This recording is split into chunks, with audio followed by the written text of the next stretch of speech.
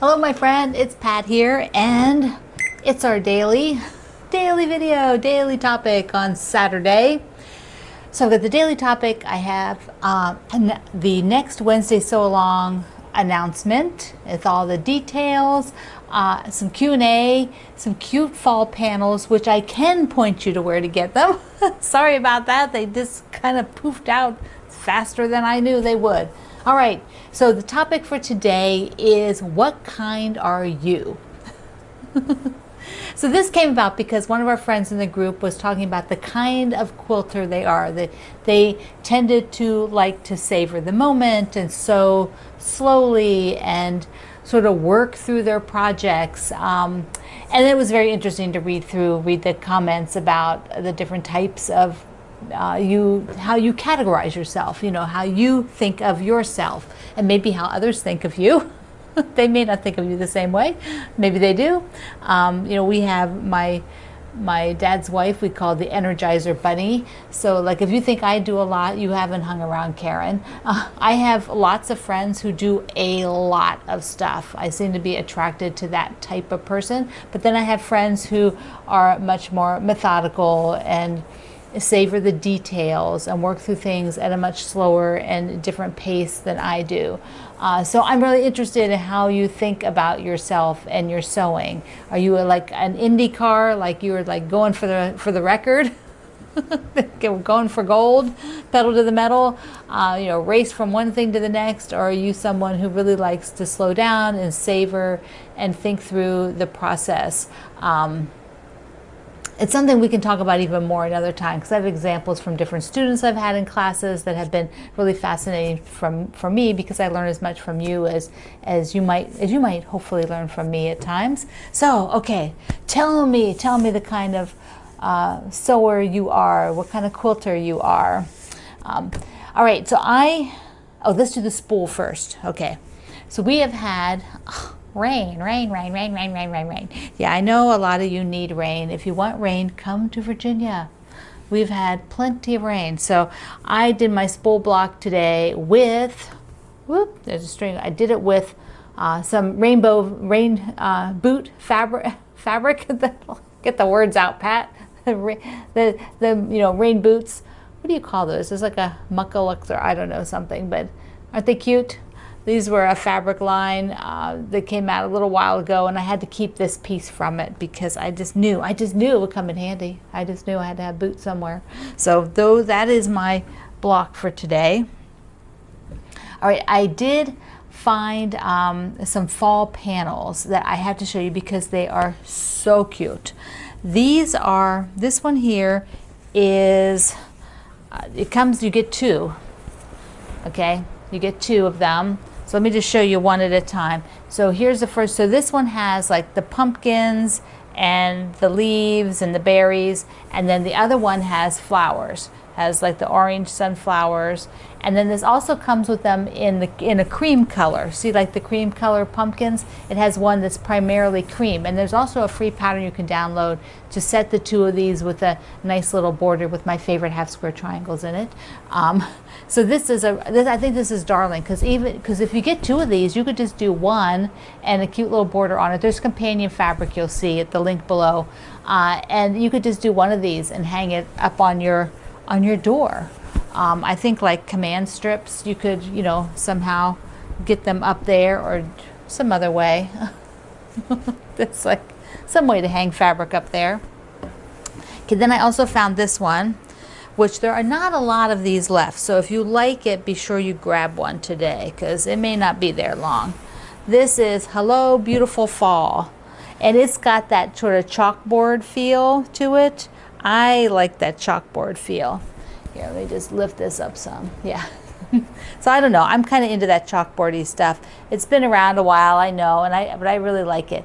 On Monday night on our fireside chat, I got some stickers to put on my project bins that's chalkboard. So I will show you that on Monday. There at the bottom, if you didn't see the pumpkins. So this one, both of these, I found places to get them, and they are there's some available. Yay! I just needed to show you them because stuff comes in and out so fast sometimes. If I don't get it on here to show you, it's gone. And we can't have that. It's not a good plan. All right, Block Wednesday is my mystery-free block a week that we are doing, have been doing for several years, and will do for many more years because I love it. I think it's a lot of fun. I think one easy block a week in doing maybe 3 quilts during the year spread out is just such a fun way to have something to look forward to sew together. And I always have a topic. So here it is. You've seen the little preview. It is Cozy Things. That is going to be our next block Wednesday, which starts, what is it, October 14th. So you have plenty of time to get organized. If you're not going on a picnic, then you certainly should jump in on this one. It's 9 blocks in a setting. And so today I have the layout, which is in the supply list. So supply list and layout are together. I wrote that up first because it's the end of the year. I want you to be able to, wrap this up when it's done. That you can, the setting's simple, but it also has a little bit of extra, sewing to it. So you have plenty of time to get that done. And I also show you a whole range of fabrics that are options. I will on Monday show you the fabrics I'm going to use and talk through in a little bit more detail. But I wanted to get this out to you for the weekend so you could take a look, see if you want to use. You can use your own fabric. We're going to work with a layer cake. I know it originally said a fat quarter, but I changed my mind. I'm allowed to change my mind. So I changed my mind to a layer cake plus extra fabric. And this will be a bit of a challenge. There's 9 blocks, and if you've ever really looked at a layer cake, they're 10-inch squares, and sometimes they're just one piece. So that'll be kind of fun because it's going to be a little mini challenge for me to do color placement of those blocks. And then I got some extra fabric so that I can make them all tie together, and then we had the setting too. So and on Monday I'll walk through the fabrics that I'm looking at, how I envision them and think through it. But I gave you a whole list of different, really cute. Think cozy. Think, lap quilt that you will. Oh, I can show you. I have the layout here. Think of fabrics that's like a lap quilt that you would, really, whatever feels cozy to you. So here's the layout. So it is a little bit, just a little bit of setting blocks, but they're easy. They're all strips because this is a time of year, no matter what's going on in the world, we still will celebrate holidays and other things, and it starts to get busy as year end wraps up. So I don't want you to have extra stress. I want this to be a fun project for Cozy Things. And I'm going to talk the theme of it each week. I'm going to go a little bit deeper into what is cozy, what does that mean to us, how can we build coziness for ourselves, particularly as most of us are going into the colder season, except for those of you down in Australia and New Zealand waving. The rest of us are going to be cold soon. You're just getting warm. So Monday again, I'll talk some more on that, but you can go to the link below. You can download the supply list layout. You can see all the fabric options and start thinking about it, whether you want to just build from your own stash or get something new and fun, or you might have a layer cake sitting around that you're like, I haven't known what to do with this. Now you know. Yay. Okay, what else do we have here? All right, let's do a Q&A. I have 2 Q&As, which I thought would be kind of one of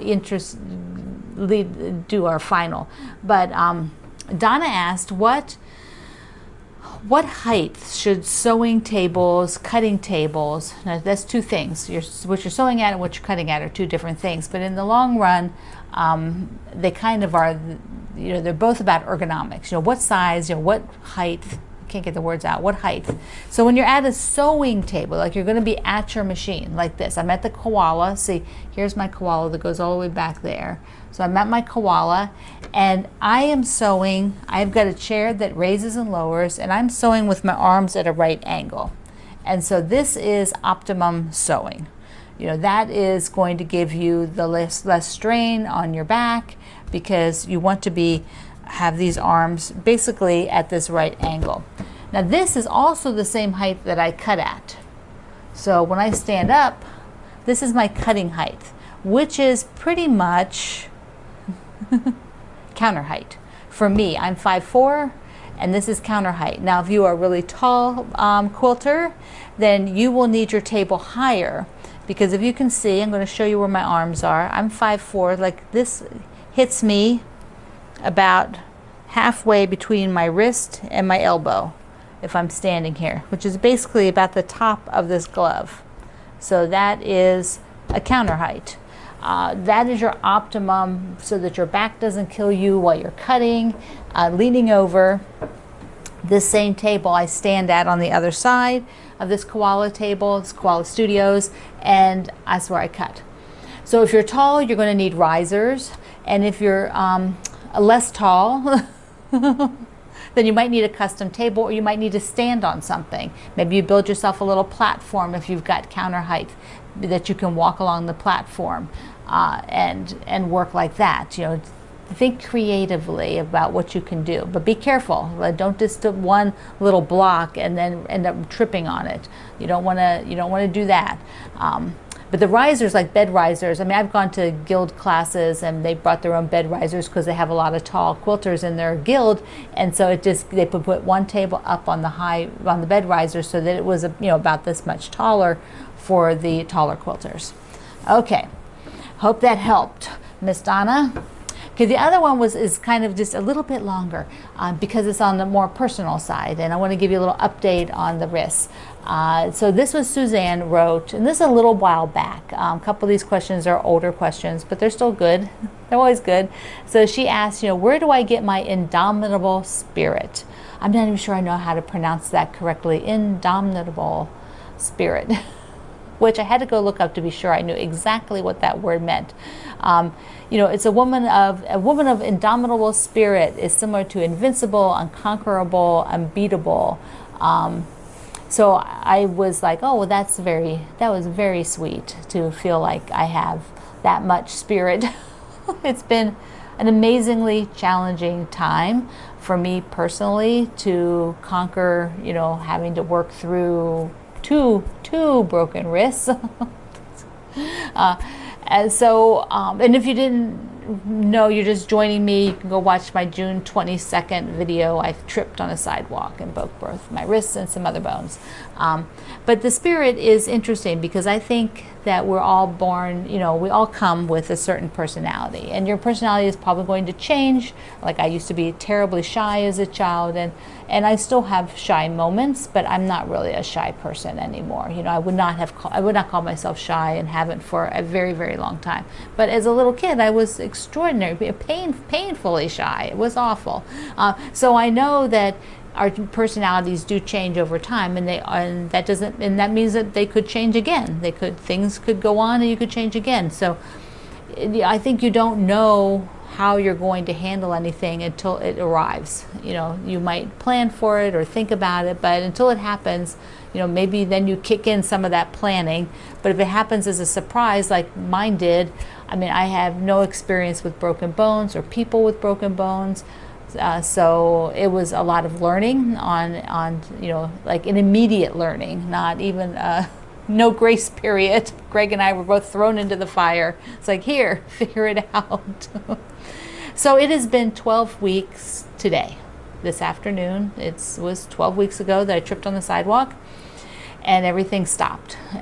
But it has all been progressing, and it's progressing fairly well. If you watched, I need to be able to bend these wrists back, and I need to be able to bend them forward. They don't do that so good yet, but my fingers do bend a lot. The left hand is still quite swollen, so the fingers are quite swollen, and every day I have to work all of those.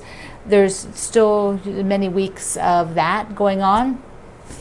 I tend to take the gloves off at home when I'm here working, because they're compression gloves, which means they're kind of tight, and it's hard to type with them sometimes. It makes my hands cramp.